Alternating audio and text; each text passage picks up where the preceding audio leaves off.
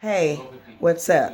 I'm back, and this is kind of a follow-up video to my last video, Love Strokes, the thesis from Beast to Gods. This time you see my little diagram. I put it up on the wall above me because somebody made a comment to me in person that my last diagram was really small and hard to see. I do plan on to eventually recreate that diagram on something a little bigger like this and actually making a discussion about it. So this discussion today is about antioxidants, and I feel like this is a very important next step in understanding the level of diet and the appropriateness of a diet in your health. And so this is just the first step of understanding how our bodies end up with all of these toxins in the first place that lead to disease and illness and breakdown of the immune system.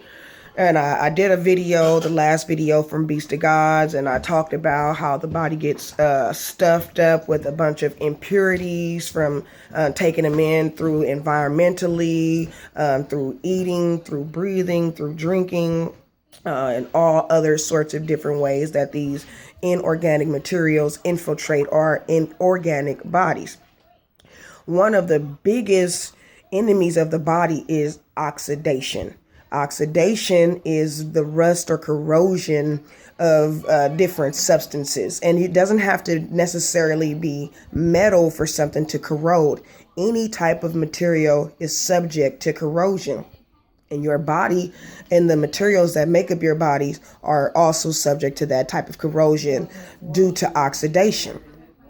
You hear a lot of times when people are promoting their foods or health foods that they're antioxidants. So basically, I have up here and I have my little pointer, the antioxidant.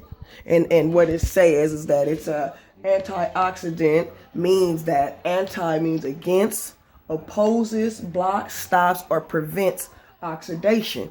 Oxidation is the calcification, the rust, or the corrosion of any substance. So, and also, oxidation is also known as free radicals. Free radicals are destructive. They're formed from the breakup of the water molecule. The water molecule is comprised of hydrogen, two hydrogens, and one oxygen. And you need one oxygen because oxygen signifies that there's already two, and you see that -2 there because that's what oxygen looks like.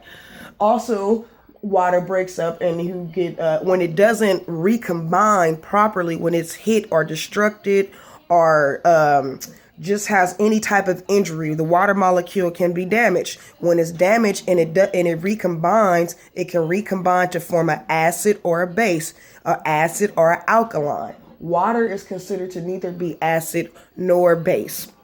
So when it recombines, you can get back too much alkalinity or you can get back too much acid.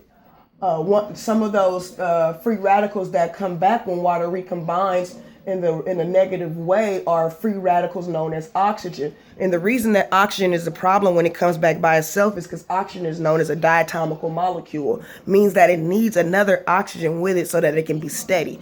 When it's by itself, it's chaotic. And when it's chaotic, it's hitting that oxygen molecule every time, that water molecule, every time it comes into contact, breaking it up. And when that oxygen hits that water molecule and break it up, you have the potential to form hydrogen peroxide, which is what you see is H2O2, and that's two hydrogens and two waters together. You do not want hydrogen peroxide flowing through your blood.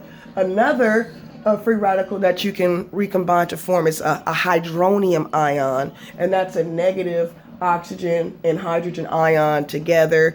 And it's just dangerous because it's a negative ion. It's a negative ion, and ions can go through and break up more water molecules and cause more of these negative recombinations.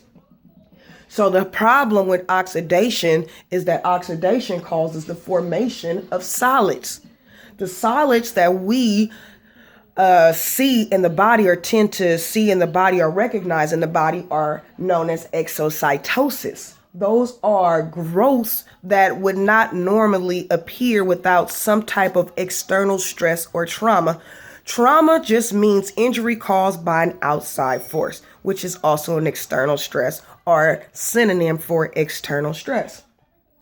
Those exocytosis come up in the form of bone spurs, which feel very hard, like bones or knots that form at the end of bones or in the middle of bones. A callus, which you will see form on your hand or your neck or your face. It's mostly on the softer tissues. A nodule, which you will perceive as some type of hard, firm, rounded, shaped type of structure. A tumor, which can be a rounded or flat or long type of structure, but they're usually have a firmness to them. A mass, which is an accumulation of all of these things together. You also have knots, which we call muscle knots, perceive as muscle knots. Lipomas, which are pockets of infection that are lie beneath the skin. Or hypertrophy, which is the growth of organ tissue, muscle tissue abnormally. So the abnormal growth of tissue due to the increased stress on the body because of all of these extra toxins.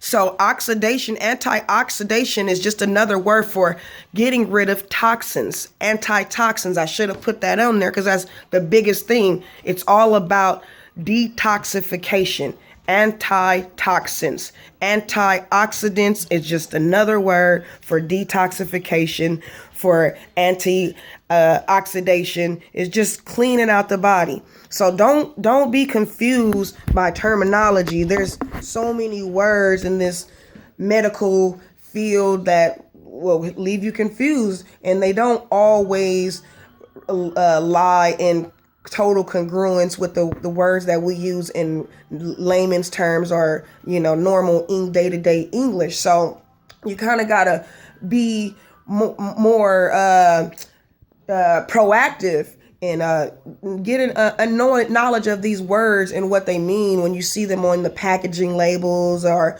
when you hear them on commercials. Take the time and pull out that phone and Google what those things mean. You may not always be able to understand the language once you Google it, but then you'll always have some fundamental knowledge that when you come across it or run across it again or someone speaks on it again, you'll have some more understanding to add to that. So once again, this is all about detoxification. You have to detoxify the body because if you don't, it leads to a backup in the body. The circulatory system slowly starts to slow down because you have too much solids and they're harder to push through. Circulatory system